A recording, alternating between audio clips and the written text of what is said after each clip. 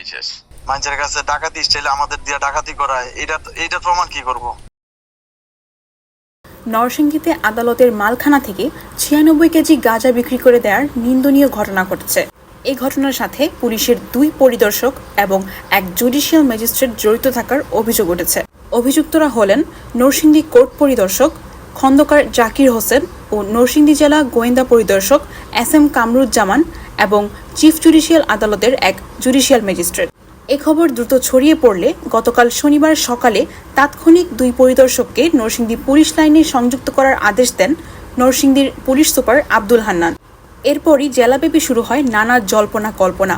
এই ঘটনার রেশ কাটতে না কাটতেই দুপুরের দিকে পুলিশের ঢাকা রেঞ্জের ডিআইজি AKM আওলাদ হোসেন আরেক আদেশে অভিযুক্ত এই ২ পরিদর্শককে ঢাকায় বদলির আদেশ দেন। কয়েক ঘন্টার মধ্যে পুলিশের এমন রদবদলের পর নড়েচড়ে বসে জেলার পুরো পুলিশ প্রশাসন। জেলা গোয়েন্দা পুলিশ ৬ বস্তায় মোট ৯৬ কেজি গাঁজা উদ্ধার করে গত ৫ ফেব্রুয়ারি সংবাদ সম্মেলন করে। আমাদের সাব ইন্সপেক্টর গাফফারের নেতৃত্বে যে অভিযান পরিচালনা করা হয়, বস্তা বোঝা ৬ বস্তা গাঁজা আমরা উদ্ধার করি। পরবর্তীতে এটা পরিমাপ করা হয়, যার পরিমাণ দ্বারা ৯৬ কেজি।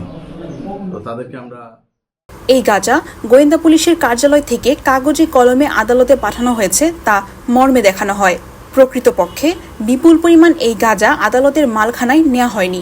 আদালতে নেয়ার আগেই পুলিশ ও বিচারকরা মিলে এই মাদকদ্রব্য বিক্রি করে টাকা ভাগ বাটোয়ারা করে নেন।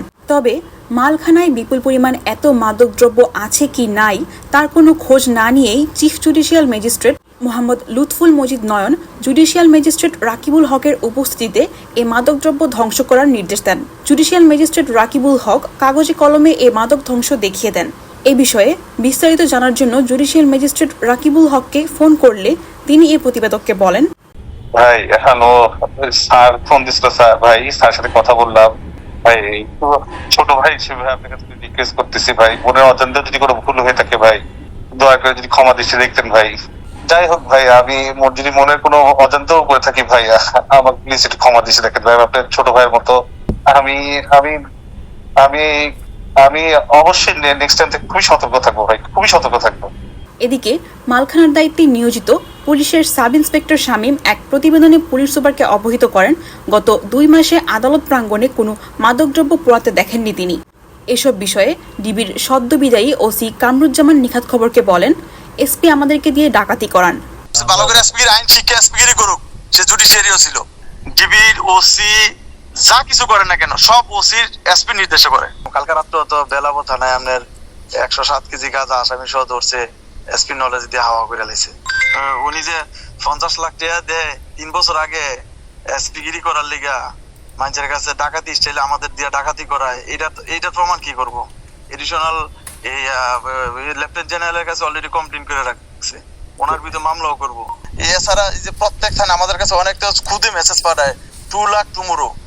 হ্যাঁ, ৪-৫ দিন আগে আমার একটা ব্যাংকের অ্যাকাউন্ট দিছে, অ্যাকাউন্ট নম্বর দিয়ে বলে যে ইয়াতে এখানে ২ লাখ টাকা পাঠান। আমি সরি স্যার, আমার কাছে কোনো টাকা পয়সা নাই, আমি এই মুহূর্তে পাঠাতে পারতাম না। যে মাল দিছে মালের ব্যাপারে আমি চোখও দেই নাই, কাপ্পার নিয়ে গেছে আমি কিছুই জানি না, একটা জিনিস জানি না, আর কোনো কথা বললাম না।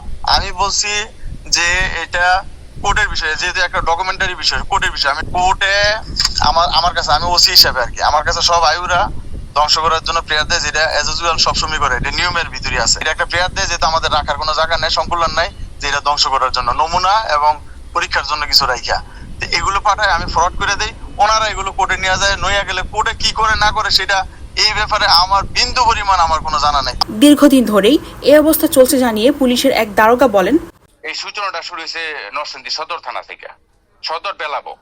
যখন এরা এইসব করতেছে, এরা আজকে ১০ কেজি ধরে, কালকে ৫০ কেজি ধরে, পরশু ৪০ কেজি খালি গাঁজাই ধরে, অনেক কিছু ধরে। মোস্তাক থেকে শুরু হয়েছে এটা ভাই, সত্যি কথা। মোস্তাক থেকে শুরু হয়েছে, এরপরে বেলাবো সরছে আর নরসিংদী সদর, এই 2টা থানা ফাল্লা দিয়ে শুরু করছে। কোর্টে খবর নিয়ে দিয়ে কোর্টে কোনো কিছু হয় না, কোনো মাল আলামত ধ্বংস হয় না, কিছু হয় না। এটা কিন্তু ভাই নরসিংদী টিভির জন্য ফার্স্ট, আপনি যেটা ধরছেন আমার জানা মতো একবার ফার্স্ট। এটা আমি মন থেকে চাইছি, আমাকে আল্লাহর কসম আমি চাইছি।